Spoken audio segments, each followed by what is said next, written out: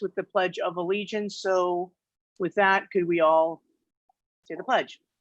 I pledge allegiance. Pledge allegiance to the flag of the of the United United States of America and to the republic for which it stands, one nation, one nation, under God, indivisible, with liberty and justice for all.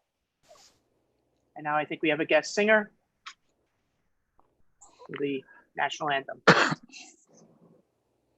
which we can't hear. Uh-oh. Kevin, we can't really hear him. You can hear. We can't Stand hear. by.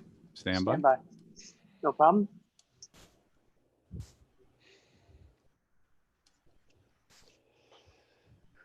Okay, please stand by.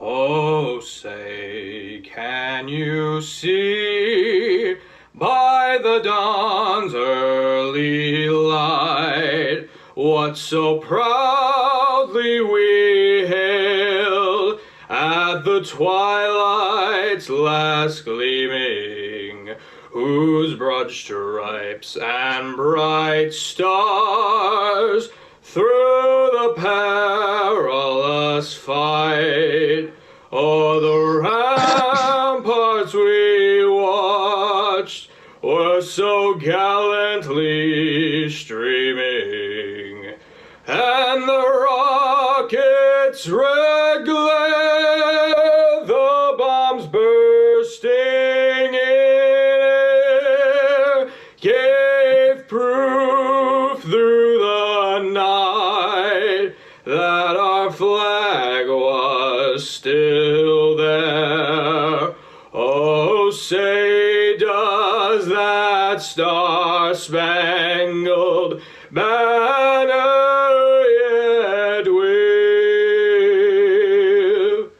o'er the land of the free and the home of the brave?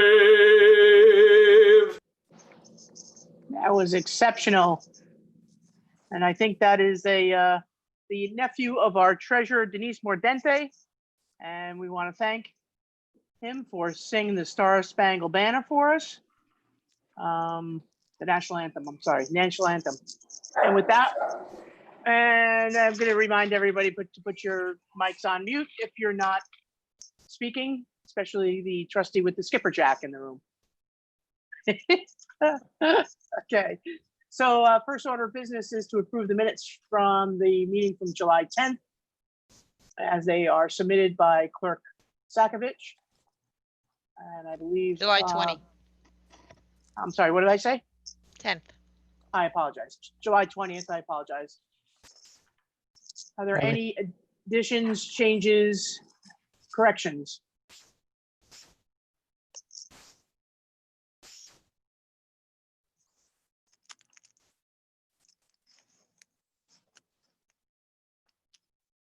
Barb, did the Board of Trustees vote on?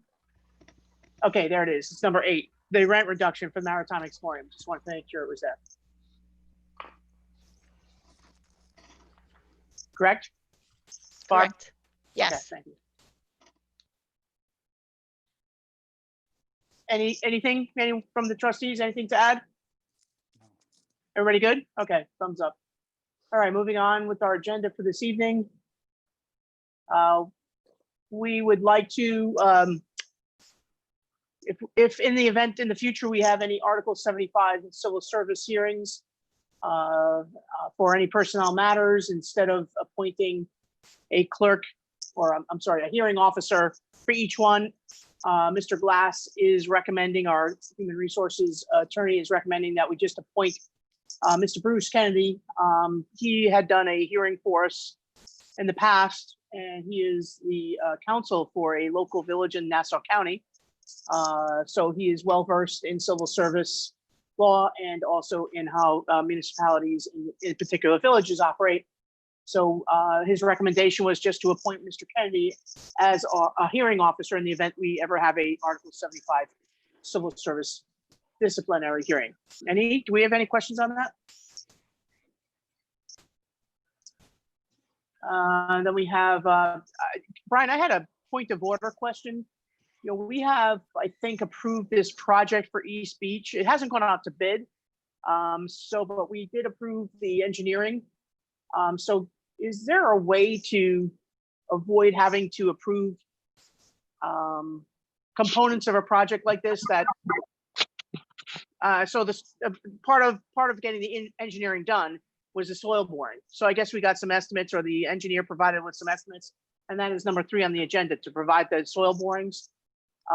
These are the numbers that are provided by the engineer, correct, Joe? Oh, Joe's on mute. No, I don't think he's on mute. Joe Palumbo, can you hear me? I think Joe is frozen. Can you hear me now? Yeah, I can hear you now. Can you Yep. see me? Yes, Yeah, we Joe. can see you, but on my screen, you look kind of frozen. There you go. You're working now. I Joe, you're on 2 accounts. I'm taking your first account out, all right? Oh, Will the real Joe stand up? okay. okay. So can I repeat my question, Joe? Can you hear me? Now I can. I apologize for joining late. I had some significant issues signing on with my laptop, so I'm on my phone. Okay. Well, we're glad you're with us. With respect to the boring, the test borings from Slack, Correct. those were the numbers we got from our from our engineer, correct? That is correct. Originally, they had estimated the soil borings to be somewhere between 5,000 and 7,000. And as you can see here, the number came in at $7,010, and that's for both locations, Island Boulevard and East Beach. Okay. Okay. Okay. So I guess at this point, because we didn't put the project out to bid, this is how we have to approve this aspect of the project. I have no problem with that. Anybody else have any questions? I'm glad to see this numbers for both locations. And somebody's not muted and they're giving us tremendous feedback. And I think it's you, Joe. Okay, so next on the agendas, we have a proposal for our vendor who's, I'm still getting some major feedback from somebody. Joe, can you put yourself on mute? Joe has 2 accounts going. The one that he's not on is the one that's getting feedback. Jesus, come on. Who's helping us here? Is that better? Okay. He has to All right. self-remove, which he did. Okay. So we have a proposal for a 3-year contract to use parts of Centennial Beach for rack storage and Village Center Garage for storing the rowing machines. And this is for the Portcheck Rowing Club, which we've had in place, I think, for a couple of years within the building. We were kind of doing a beta test with this organization, and now we have a full-blown proposal for them to enter into a formal license agreement with us for the next 3 years. And there's a revenue share component to this program as well at this point. The first year, I guess, being 20 grand. The second year, 2021, being 22.5, and the 2022 season thereafter, 25,000. This program started out with only a few participants. It's become a very rounded out program. For anybody who's been at the Village Center in the wintertime, you'll see they're utilizing the Village Center. Some of my concerns with this particular vendor have been addressed. He was leaving or taking over a lot of beachfront, and we've kind of relocated him over to one side. And also in the Village Center, we want to make sure that he's not occupying the entire first floor. He's not putting his signs up throughout the village and soliciting membership. And so I think we've worked with him and managed some of those things that we're getting a little, overrun. So are there anybody else who has any questions? Stan, you want to talk a little bit about this program as well? You're on mute, but you're on mute. Thank you. Am I okay now? We can hear you now. Yes, sir. Okay. We did have some concerns from some residents. Joe and I went down and looked over the area. The brush behind our own kayak racks is overgrown. We haven't trimmed it back, so we decided that if we can trim that back as far as we can, and we can move that rack that he put in for his kayaks over into that area, it would totally alleviate all of the problems that we have over on that other side. It would free up the picnic tables. We would put a couple of more picnic tables in there. His kayaks would be in behind our kayaks. Would give him easier access to the beach. I think Brian checked with the old 1973 agreement that we had with Brookhaven. And I think it calls for recreational use for the village. I think once we overcome that, I think this is a great solution. He's got a good number of people in his programs now, mostly residents. I see no reason why we wouldn't go for it. Do I have any other comments or concerns or questions from board members? And Kathy Ann or Bruce? Kathy Ann, Yeah. unmute, please. Yeah, go ahead. Bruce, I'm sorry, I didn't see. I apologize, Bruce. Kathy Ann, you go first, and then Bruce DeBramo. Okay. I went down there and, took a look myself and I understand the problems and I see the problems and I do agree with Stan as to where their racks should be. I think it makes a lot of sense and it frees up that front area in front of the parking lot for people to use and enjoy that aren't just dealing with the kayaks. Thank you. Bruce DeBramo, you have to unmute, please. I've watched this program grow over the last few years, and I'm happy that we have a longer term agreement with them. So good with it. Thank you, Bruce. Any other questions or comments? Okay, we have a new hire for our seasonal golf course maintenance position. Did we lose it? I guess we lost somebody, so I'm gonna. We did. Okay. We have a payment to Land Design Services for a program oversight and construction in conjunction with the master plan for Station Street.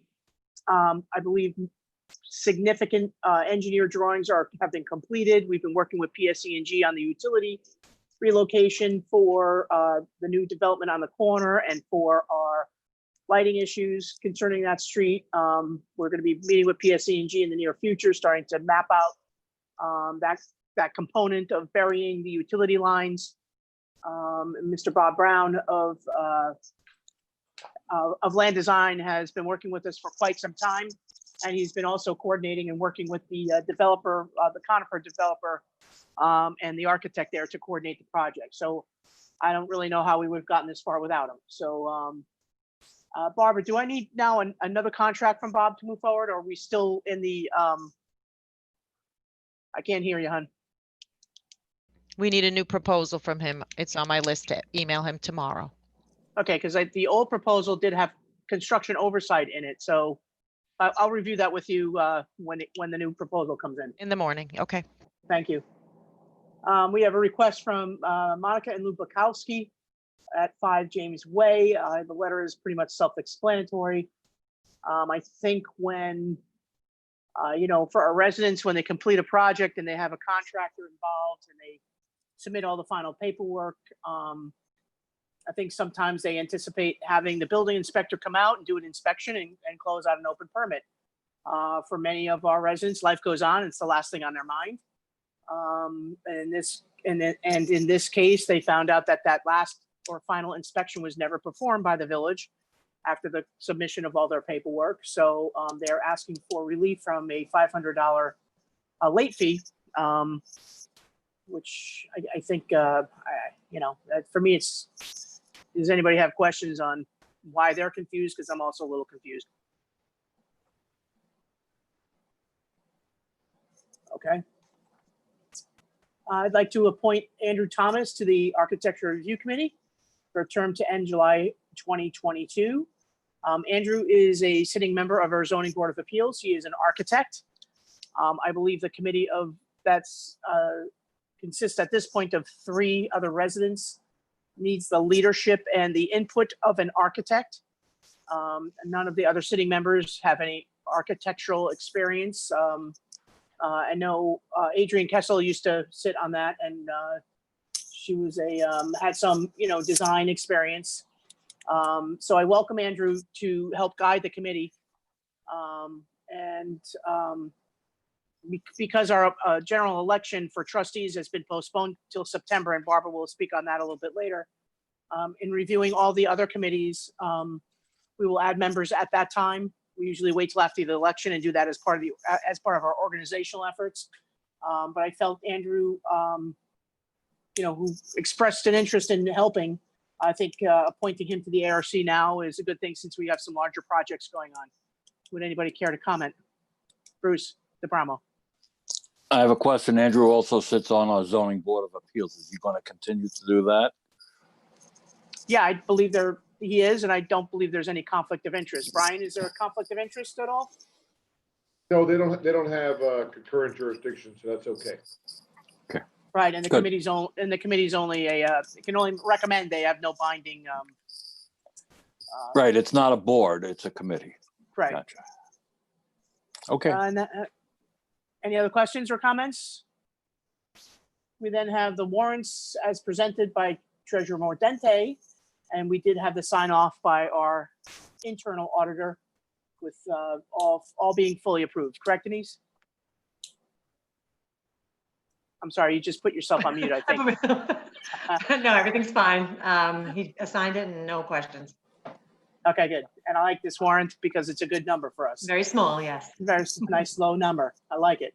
Yep. Are there any other action items? Are we missing anything that should be added to the resolution items? If not, I will then make a motion to approve 1 through 9. I'll second the motion. And all in favor? Aye. Lorraine, you have that? Can't see Lorraine. You have that vote, Lorraine? Okay. Okay, moving on to reports. Oh, boy. Okay. Just want to really give everybody an update on COVID. I know that we've had for the last 3 or 4 days, we've had Suffolk County Board of Health and the State Liquor Authority down here in the village of Port Jefferson checking on restaurants and merchants, checking for proper safety precautions in place in the establishments, making sure that patrons are approaching with masks on and staff are working with masks on in the front of the house and in the back of the house. They're also checking menus, making sure menus are appropriate. And I know that they're here because as we do, we care about making sure our establishments are safe and that the village is, operating in a safe environment for everybody who comes to visit and our residents as well. We have ongoing concerns about lack of visitors wearing face masks. And I, again, want to just explain that our Code Enforcement Bureau does not have the jurisdiction to enforce the governor's mandates. When they see large groups of people, they're asking them to disperse and, of course, wear masks. But we do not have the authority to write that up as a code violation. I believe that our Suffolk County Police is going to be providing additional support to us on the weekends with the whiskey tour. I know after some incidents with the kids on bicycles and other things, I think that Kathy Ann will be reporting on. We were able to get through to Inspector Riley in the 6th precinct and confirm that we'll be having our whiskey tour, and perhaps we can confirm with Chief when they are going to start joining our men and ladies of the Bureau on the weekends. I wanted to give a quick update on LIPA and National Grid. Bruce Miller and I have Zoomed now with Mr. Foxen. He has submitted the phase 1 of the report he was to provide the Board of Trustees as far as existing conditions. That is in a draft format. Mr. Miller and I are going to be setting up a meeting with Mr. Foxen to go over that and also perhaps present it directly to the Board of Trustees in a PowerPoint slide format, which he has submitted. It's a lot of things going on here, folks. So I really think I owe a little bit of kudos to Mr. Miller for getting this thing back up and running and in front of us. We then also had a Zoom chat with representative from National Grid last week, and Mr. Fox's second phase of our study will now talk about the future of our site and what we're looking to do there as far as repurposing our site, giving existing conditions and where we are heading to in the latter part of the 2020 decade. So that is an ongoing issue, and we are right where we need to be with that issue at this time. Barnum parking lot, I think, Joe, did you guys do a walkthrough with the contractor of the property? Have you toured the property yet with the contractor? Yes, we did that this morning Okay, with good. our engineer as well as F&F, who was awarded the contract to build. Marked out the locations for the excavation, identified the trees that will be saved versus removed as part of the project, and they expect to start sometime next week. Mobilization and excavation. Okay, so as soon as we have that effective start date, I'd like to make sure that all the residents nearby are notified that the construction is going to be happening, the clearing of the lot, and then of course we're scheduling a press conference with Mr. Malone. 200,000 of the project costs are coming from Jumpstart Suffolk County grant money. Thanking them again. In NYSERDA, we have a major lighting project. We had a few meetings with them, and they also came to Port Jefferson Village to look at how they're going to be establishing, some crates or storage containers to accept the supplies and how this project is going to roll out. I believe we're looking at construction starting in September. Is that correct, Joe? You're on mute.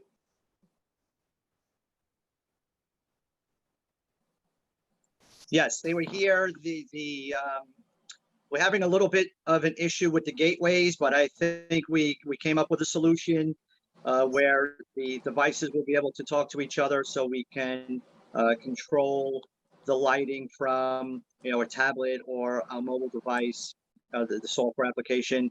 So I think we have a good solution with respect to making sure that the gateways will be able to be constructed uninterrupted and without any issue. And the project schedule start date is sometime in September and is expected as of now to be completed sometime, I believe, in January. That's all weather permitting. They're going to start with the street lights first, and they're going to move to the recreational lights, and then they're going to come inside the facilities and do all the facility lighting. So that's a fantastic project. And then we also are, and now Joe, you can mute. Thanks. And we're also working them with NYSERDA on another project where they're actually, we submitted all our utility bills for all of our facilities, and they're looking at trying to get us some sort of shared program where we can reduce our utility bills by buying cheaper power through NYSERDA. This is only specifically for the municipal accounts. It's not something available to residents, unfortunately. We're looking for as many ways as we can to save money. If many of you don't know already, the Port Jeff High School Environmental Club is participating at the farmers market. They're recycling empty bottles of wine or alcohol to repurpose them and sell them down at the farmers market. They're raising money to help us clean our beaches. We're going to be talking about some other really neat projects with them moving into the school season. So look out for some really fun things coming through our environmental club. Edmund Software, we are upgrading all of the software in the village so that all our teams and different buildings can be working off of one platform. And our residents can also, instead of calling us or texting us or emailing us, if there's a concern or complaint, they can log it now through a new software system. So that concern will be received and then registered and given to the right department head and tracked, so we can help you with accountability, making sure things are getting done.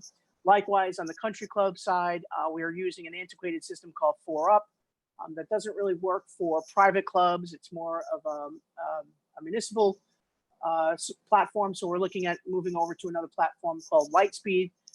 So we're constantly doing things to upgrade our technology and how we are impacting our residents and members through customer service. We are meeting tomorrow with the LIFES, which is a nonprofit organization which runs our before and after day school program. As you all know, school in the village of Port Jefferson will be reopening in the fall. And the before and after day care program at the Village Center is a big component of helping our working parents get back to work. So going to be going over the details with them tomorrow and hoping that we will be able to provide this very important before and after day school program to our children on an ongoing basis, 5 days a week. Want to thank the Chamber for doing an outstanding job with painting some of the utility boxes around the village with beautiful murals. That's an ongoing project. We're going to learn a little bit more about that at our next Chamber and bid meeting. But any beautification projects are welcome here in the village. Want to congratulate the Crest organization for finally getting the club, a public steakhouse, open. It is a restaurant up at our country club, open to the public. I encourage everyone to get up there and enjoy the beautiful view of the Long Island Sound and enjoy the menu. I think they've done a magnificent job on the renovation. It's beautiful, and the parking is easy and free. The 110th annual hill climb. This is a historic event in the village of Port Jefferson that we do every 5 years. There was a break in that tradition. We had done it now twice in my administration. We were planning on this year doing the 110th, but unfortunately, folks, I will give you the update. The event has been postponed until next year. A lot of the individuals who provide the antique automobiles come from great distances. They are of, unfortunately, an older generation, and so we are still fearful of putting them in harm's way with COVID.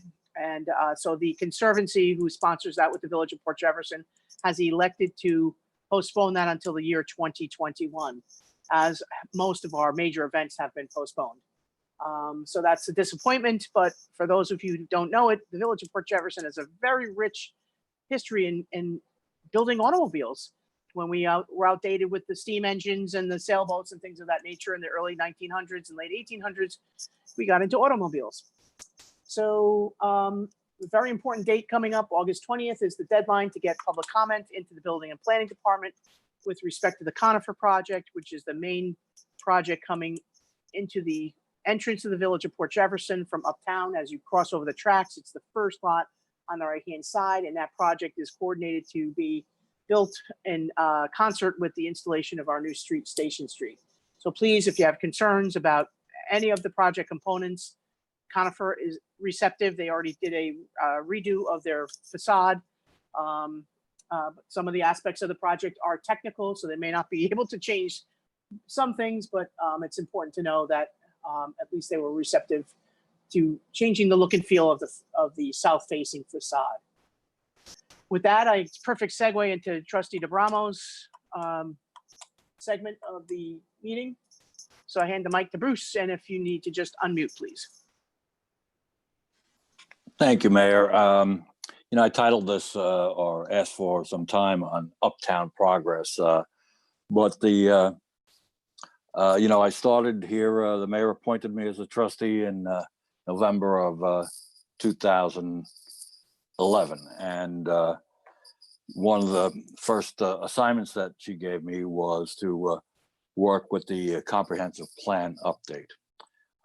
Since then, we completed the update.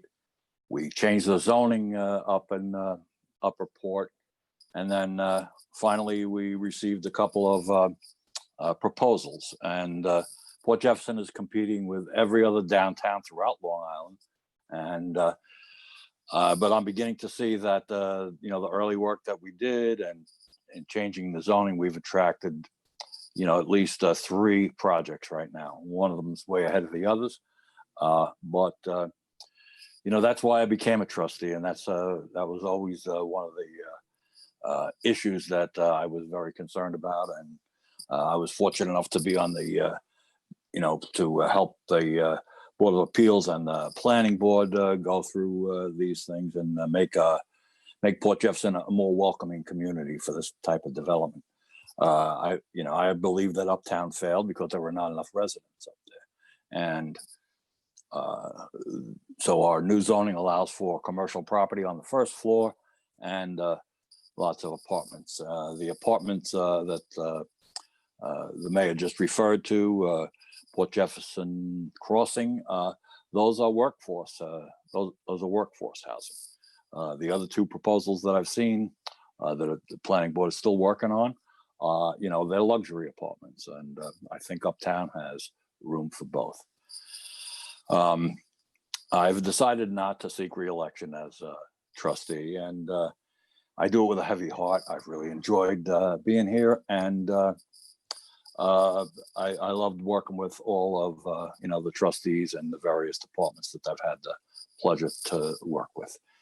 I think we have like 99% really great employees here in the village of Port Jefferson, and those who have helped me out and supported me. I just wanted to say thank you, and I'm not going anyplace, not going away. I have a small family business that because I lost my older brother, I'll have to step up a little bit there. And my late wife's sister is having some health issues, and I'm helping out on that side. But I ain't leaving this village, so so I just wanted to say thank you to those who've supported me, and thank you to my colleagues here on the board. Thanks. I'd just like to comment. I think, Bruce, you will be missed. You brought a lot to this job as trustee, and I'm sure everybody on the board, including myself, thanks you for your service. And Bruce, you also have a beautiful new grandson up in the Boston area. So you're still on mute, but we hope that you get to spend some time more time with Michael and your beautiful daughter-in-law and your grandson. Yes, my granddaughter is going to be a year old. Apologize. That's all right. Okay. She's going to be a year old pretty soon, and it'll be nice to spend a little more time with her. So thanks. Yeah. You're very welcome. And thank you, Bruce, because you were appointed when we had a vacancy.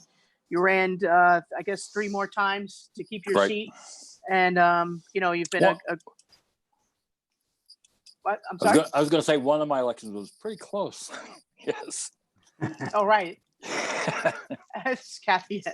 And, you've made a great a trustee and a great service to this community. And I know that you're going to continue to do that. As you indicated, you're going to stay involved and stay with the meetings. And if there's any of the committees or boards that you'd like to sit on, let me know. Okay, I will. Thank you. Welcome. So with that, I'm going to move on to Mr. Laux, Trustee Laux. And you're on mute, Stan. Bruce, I'm going to echo what everyone else said. I'm certainly going to miss you. I know I'm going to see more of you up at the golf course. Maybe I can tap you to work a little bit up at the golf course. But again, you've served a number of years, and we're certainly going to miss you. I do have some report to make tonight, short and sweet, I hope. From the Recreation Department, our camps are running. We're running at the beach, the Village Center, and the tennis courts up at the club. We're running with limited enrollment. We do have a waiting list. It's unfortunate, but because of what's going on, we've had to keep our enrollment down. Rocket Ship Park is unfortunately right now still closed. We are working on a way to get that place open. The Village Center is closed with the exception of the first floor. Harborfront Park is wide open, as is Texaco and the Centennial Park. Up at the Country Club, I want to expand a little bit on what Margot reported before. The club, which is what the Waterview is now calling the restaurant, opened on Thursday. I had the pleasure of going up there on Friday and again on Sunday. And I can tell you the dining was outstanding. The view, the service, the drinks, and everything was something that we've been waiting for a long time. And I encourage you people that are listening out there, go up and give it a try. I think you'll like it. This past Monday, we held a 9-hole scramble up at the golf course, followed by a barbecue. We had 90 people involved in this. It was a very successful social event. We plan on having a number more of those. The membership right now is in the middle of the club championships. Our membership numbers at the club are pretty good this year. We have 476 golf members, and we have 214 tennis members. Both of those numbers are beyond what we did last year. For those residents that are tuned in here and listening tonight, we're preparing now for our yearly early bird special. For those that are not familiar with that, this is a program that allows you to join the country club now, play all fall for free, and play for the 221 season. Again, you join now, you pay the 2021 rate, you get to play all fall for free. The golf early bird is going to start on the tennis early bird is going to start on August 17th. The golf early bird will be available on September 8th. This is a great deal. It could be up to 4 months of free golf and 2 months of free tennis. For information about this program or any of our other programs, you can call our membership office at 631-828-5029. That number again is 631-828-5029. Thank you so much. Thank you, Stan. We have Bruce Miller. You have a report for this evening, Bruce? I do. I just wanted to second what you had said regarding the meeting with National Grid. I want to thank you as well for your leadership and your vision. We in Port Jefferson want to see that site continue to be a source of power generation and, of course, revenue for the village. And we have, as a board, under your direction, hired Robert Foxon as a consultant who is very knowledgeable in technical issues. He's an engineer, but he also knows much of the personnel in the power field there. So we are continuing with that. Discussed at the meeting was the fact that LIPA will be looking for 400 megawatts of battery storage on Long Island. And there's going to be probably in September a bid for information first, and then hopefully an RFP that goes out. And of course, Port Jefferson would like a nice, clean battery storage site, 100 megawatts on the property. So we are pursuing this. We have made our case with National Grid. The good news is we have a lot of good connection to the grid from Port Jefferson. The bad news is that so does Shoreham, and so does Yaphank with Caithness, and there's also some down there in Holtzville. So we'll have to see how this turns out. But just for the people who may be watching, we're actively pursuing this, and we'll continue to do so. Thank you, Bruce.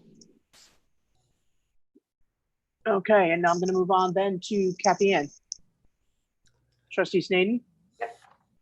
I had to unmute. First, I wanted to say thank you to Mr. DeBramo. I wish you the best in your retirement from the board. I know I'm going to see you around town with your cute little puppy dog and walking around and having a good time. So it's been great working with you. I learned from you, and I learned how to campaign because of you. And so I wish you the best. Good luck to you. As far as for code and public safety, bicycles obviously have been a big issue. The mayor touched on it briefly, and I've been getting inundated with messages from the community asking what is it that we are going to do with the current problem, and if the problem seems to increase. So again, I will just mention that back in the fall, we put a new code on the books to help us with this problem with the help of Brian Egan, and made sure that was something that we could utilize to help keep the bicycles doing what they're supposed to do. We welcome bicycles, but riding properly in our village.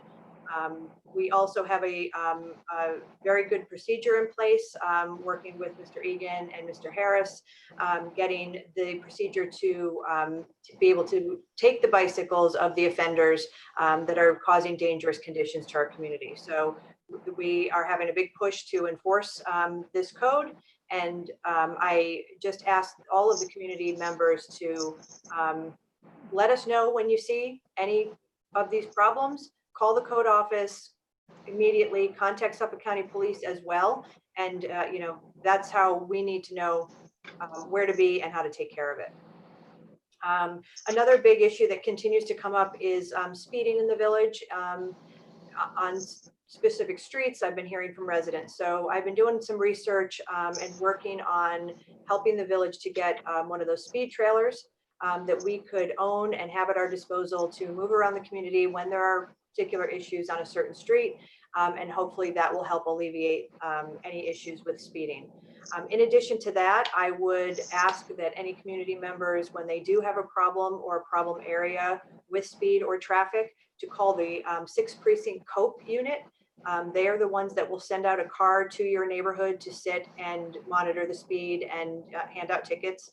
That phone number is 631-854-8670. That's for 6th Precinct COPE. That's 631-854-8670.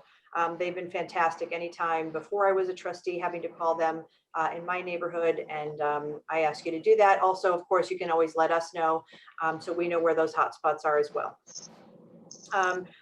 As liaison to the different community events, we are, as the mayor mentioned, bringing back the movies on the harbor. The first one is going to be August 3rd. That will be the showing of Jaws.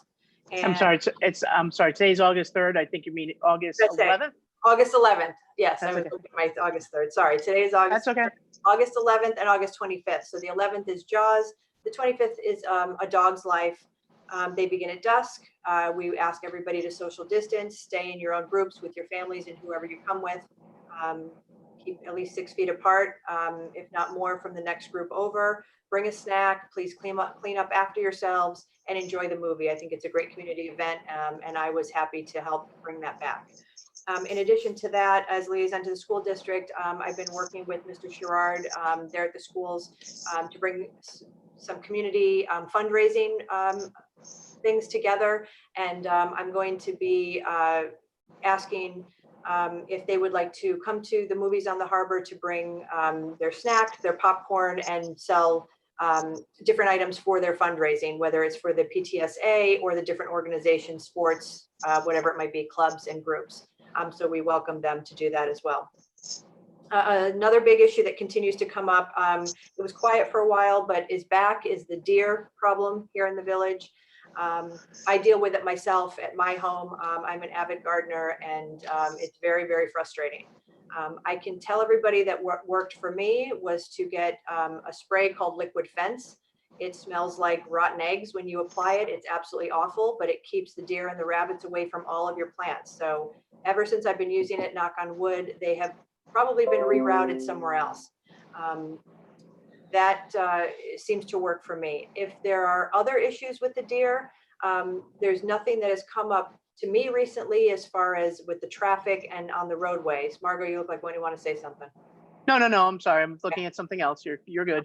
So that's my solution at this point. And if there's any other concerns or there's a growing concern for the deer population, please let us know, and then we'll look into whatever else, we may be able to help with. The courts, liaison to the courts. It's my understanding that the test for the online courts or the Zoom didn't go very well the last time. So they're making some adjustments and some tweaks to that. We're hoping that they are back online in approximately the next 3 weeks. Zombie home update. I have been asked about the zombie home that's on the corner of Sheep Pasture and Reeves Road.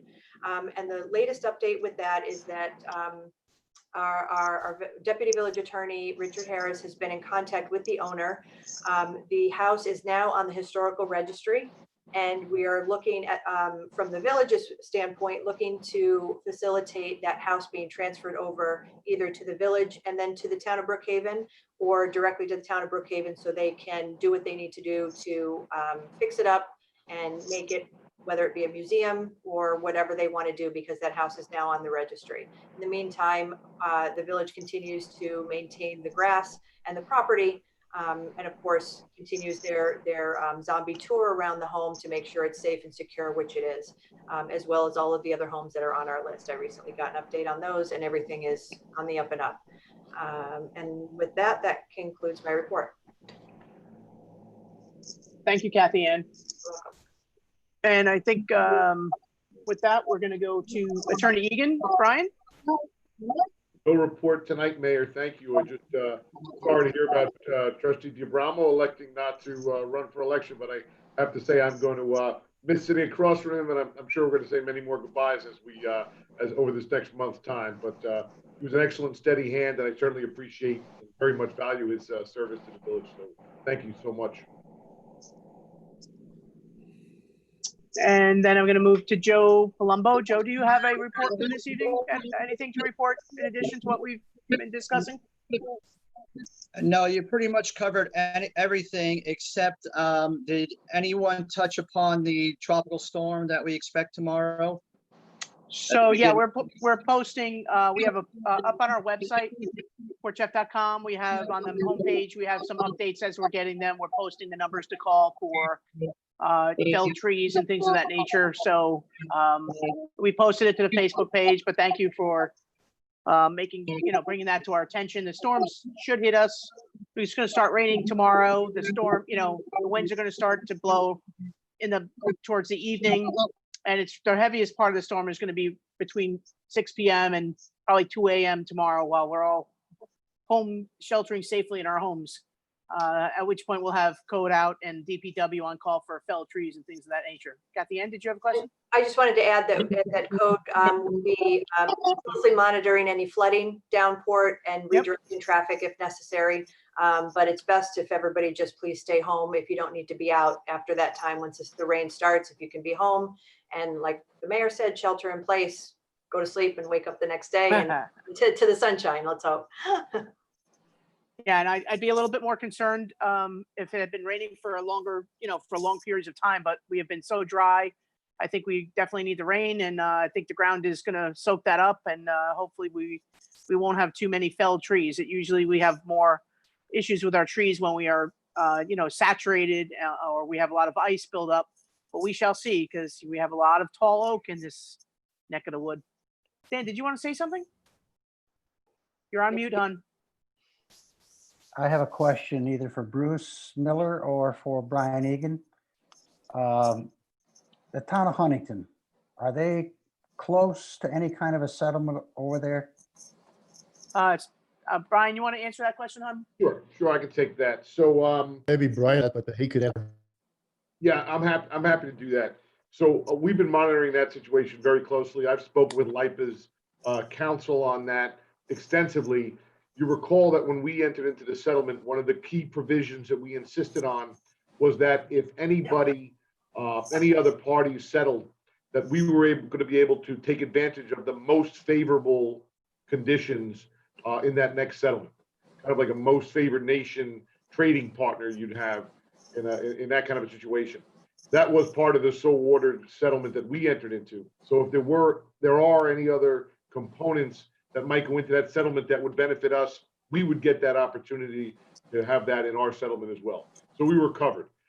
That's the village's perspective on the micro level. The macro level on what the town's going to do, I think everybody's guess is as good as yours. The Newsday editorial board has been throwing darts at their own dartboard to figure out what the town might do. They had a mid-August deadline, which now they've pushed back to September. I don't know if LIPA has given them that additional extension.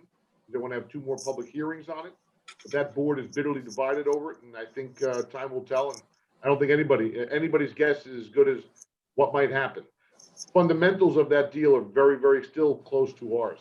So if they did have any other components, again, that was beneficial to us, we would get the benefit of that.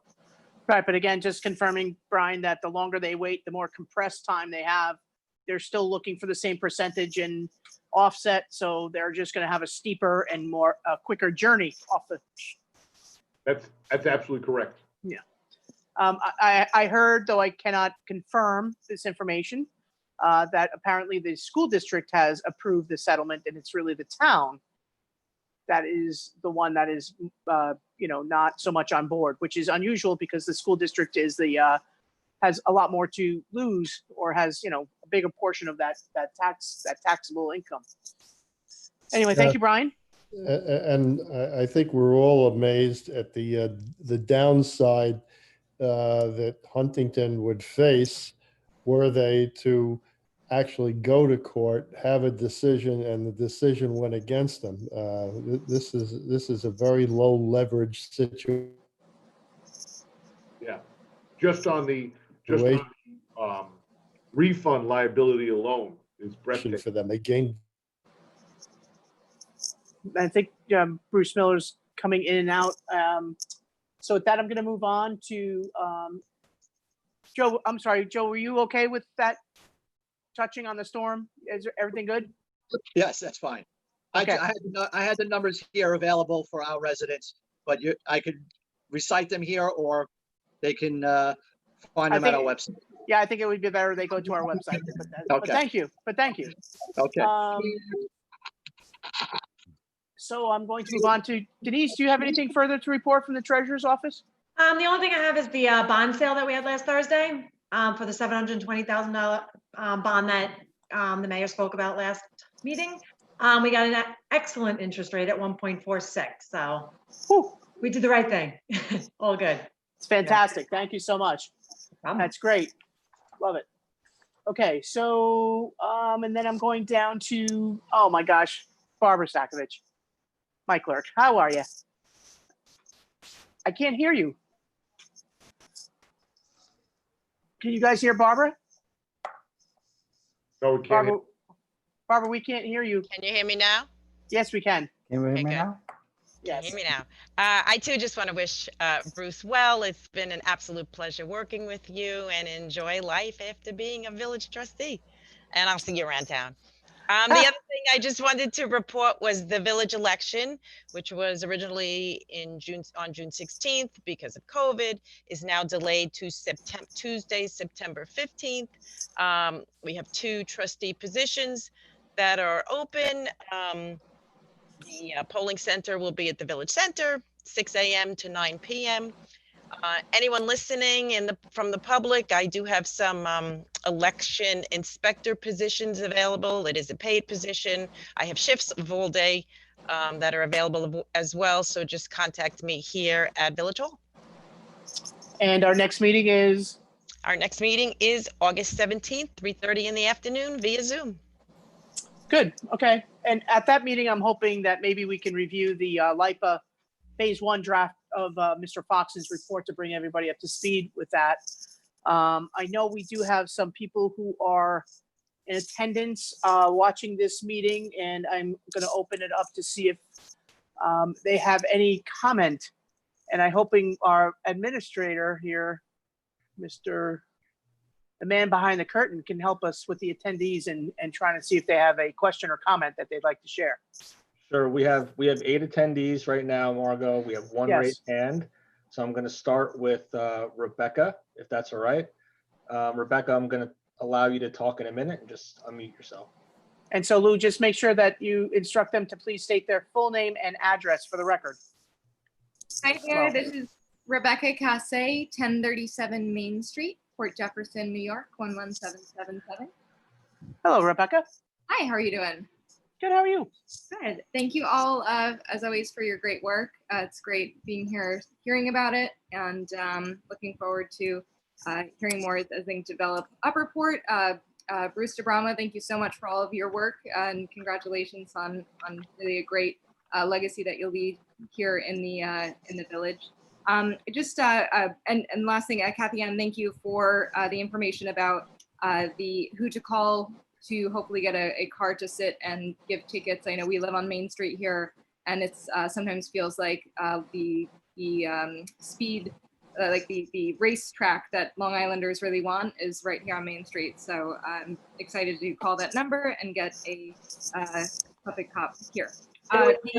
You're first on the list for that speed trailer. So Fabulous. it's very Thank difficult you. to get it from the county, so we're looking to buy our own, and you guys get it first. I really appreciate that. Yeah, hopefully that'll help. And then my request sort of goes hand in hand with that. We noticed at the property sort of diagonally across from us, 650 Main Street, has a hidden driveway there, and it's right at the curve. Sort of if you're coming up from Infant Jesus Church and heading up the hill, it's sandwiched between the two larger office buildings there. And so we've noticed recently that cars trying to come in and out of that driveway, it's just kind of inevitable that you know there might be an accident. And so we thought proactively to request a hidden driveway sign and also a mirror on the telephone post opposite the driveway. If I don't know if these are the things that we can ask the village for, or if that's more of a state question because it's a state road. No, I think I know that the very large office building in, as you approach the subject premises 650, the property north of it, I actually, when you try and exit that parking lot, they have a mirror there so they can see. So those are two excellent suggestions. Joe and Kathy Ann, if you can maybe reach out to Steve at DPW, see how he would coordinate that. I'm not really sure if we need DOT permission. Obviously, that's not a big lift. Hopefully, they'll be responsive. Excellent. Thank you so much. And again, Kathy Ann and everyone there, thank you for working on that speed trap sign. I know both us on Main Street, my neighbors here, and all of the village will benefit from it. So thank you again. You're welcome. Do we have any other attendee who has a hand up? We have no more hands raised. We did have one question in the Q&A from Mr. Ed Heischfer. So I'll ask Ed if he wants to speak. And Ed, please leave your name and address for the record. And I'm allowing you to talk now. Okay. Unmute, Mike. Ed Heischfer, 15 Evans Place. Hello, Ed. How are you tonight? Okay. Previously, there was discussions about the West Broadway sidewalk. I was wondering if there's any progress on that. That's a good question, Ed. We have been reaching out to our government relations representative at DOT, asking her for a status on that sidewalk. It was originally proposed to be installed this summer into fall, as was the paving of West Broadway, again from the three-way intersection, I think, all the way to Nichols Road. I think both of those projects have been delayed due to COVID, but Barbara, has Meg Daniels called us back yet? No, they acknowledged our question, but they have not gotten back to us yet. I know she was getting in touch with the committee, but everyone's still remote, and due to COVID, I will reach out again. It will be, we've reached out twice. Yeah. As soon as we know, Ed, we'll give the community an update. So the state's in charge of the sidewalk as well? Yes, it's a state road, West Broadway. Comment? Thank you.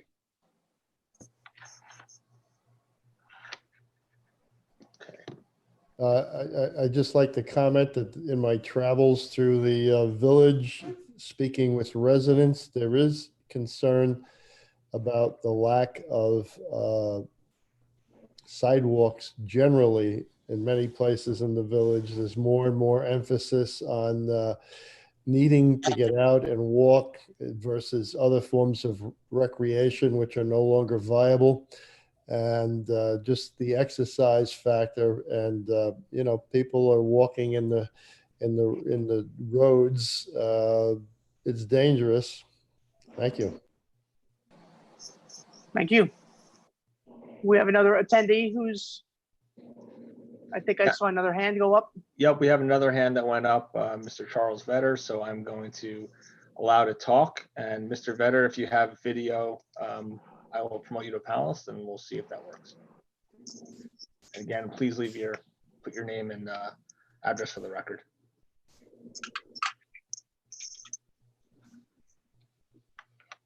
Hey, can you hear me? Yes, we can. Okay, how you doing? Good, how are you? My name's Charles Vetter. I am the new property manager over at the Shipyard, 201 West Broadway.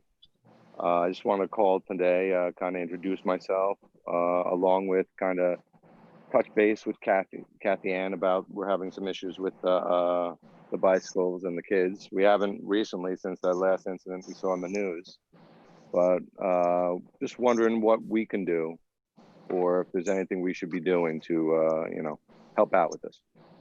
Charles, nice to meet you and welcome.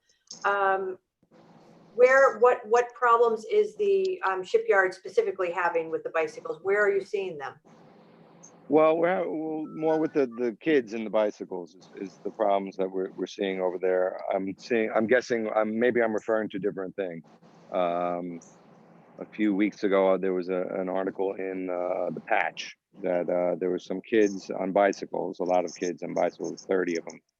And I know a lot of people in Port Jeff have been having this issue.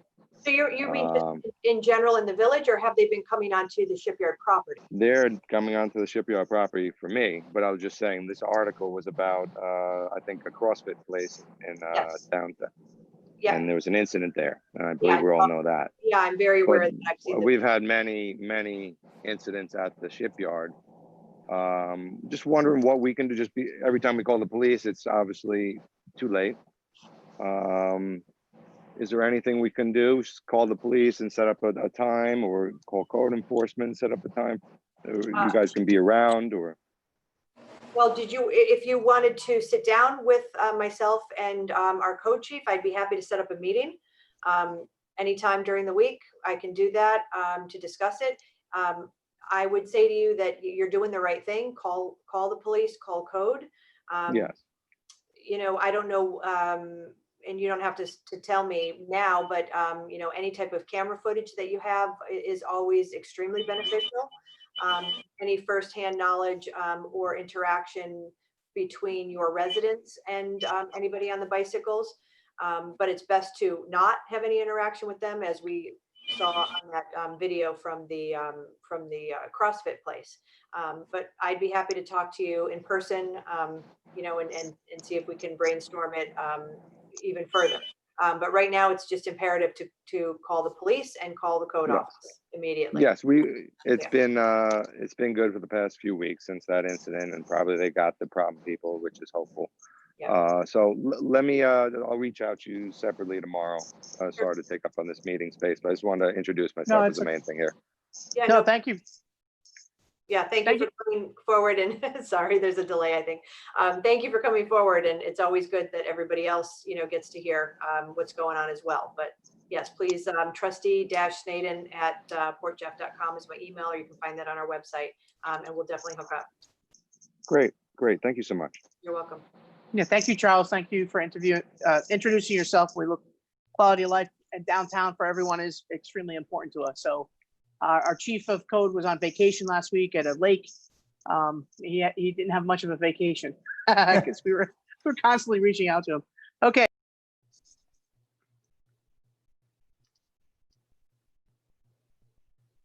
Where'd you go? Did we lose Margot? Lost the mayor? Margot. Trying to get her back, guys. Hold on one second. There Where'd she you is. go? She's back. You're muted. That's crazy. There you go. You're back. All right, we had one more. I think we had another young lady with her hand up as an attendee. Correct. Caitlin Somerville, I'm going to promote you to a panelist. Hold on one sec.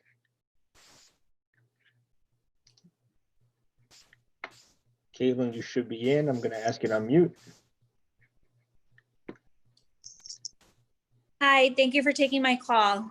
I am Caitlin Somerville, 105 Foxdale Lane. I previously lived at 150 North Country Road, the Jefferson Woods Apartments, which for the record are incredible apartments for young professionals. But I do have a major concern about the double light that is over there. It's, I'm going to give you the exact streets. It's North Columbia Street and Edgewood Avenue. Mm-hmm. Every time that the light turns red, cars go right through the red light.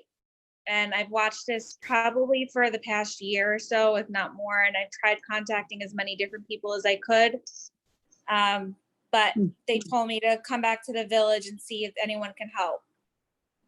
Okay, so Caitlin, I appreciate that because I don't know if Mr. Pollock Senior, who has signed up to watch this, is watching, but he would complain about these two lights on an ongoing basis, especially to Suffolk when they attended our monthly meetings. I think we should consider at this point, guys, I think we should consider hiring a traffic expert to look at these lights and how they're interacting or not interacting. What is, Kathy Ann, were you going to say something? I was gonna myself reach out to the contacts that I have with our COPE unit and see what they would suggest, or if they can definitely have a car there, but that's a short-term solution. I think in the meantime, we should do both. You know, I can do that for an immediate response, and if we can also then look further into maybe a traffic study there. I don't know what that procedure Right. is, but I mean, you know, we remember at Barnum with the people driving straight through onto the ramp and into the harbor there. We had some very simple, not simple, but you know, we changed the traffic lights there. So when you're approaching north on Barnum, when the light goes green, it's a green red, or I mean a green left or a green right. It's no more green forward. So I sometimes just think maybe looking at the signals and how instead of just going to green and red, that maybe we have arrows or something like that. That may help. Because this is, Caitlin, this has been a problem for a long time, and it doesn't seem to be, we can't seem to address it with the Suffolk County enforcing that intersection because they're just not available. We can complain and we can complain, but they're just not showing up to help us with the enforcement. They have to be there on the hour, every hour. So I think we have to look at these two lights and how they're interacting together and come up with a different solution. That's my feeling after hearing this for, you know, many, many, many years now. Comment? Sure. I concur with your thinking regarding the consultant. I would add, though, Mr. Pollock's comments have always been that when there was time put into this effort, that the Suffolk County Police positioned themselves in such a way as that they would be clearly visible.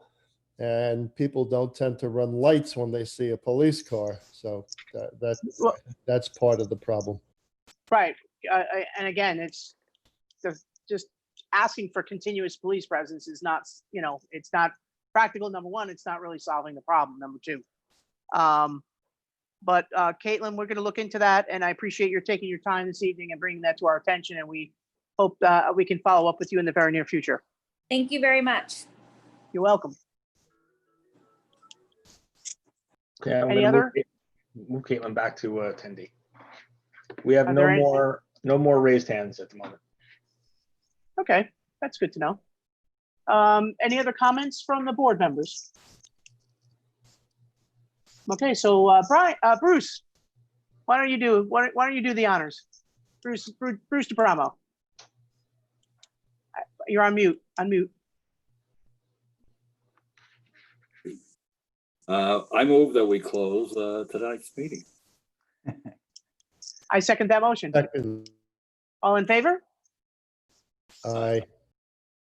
Thank you, Lorraine. Thank you, Kevin. Thank you, Lou. No problem. Thanks, board members. Good night, all. Thank you, Lou. Night, everyone. Good night, John Boy. Good night, John Boy.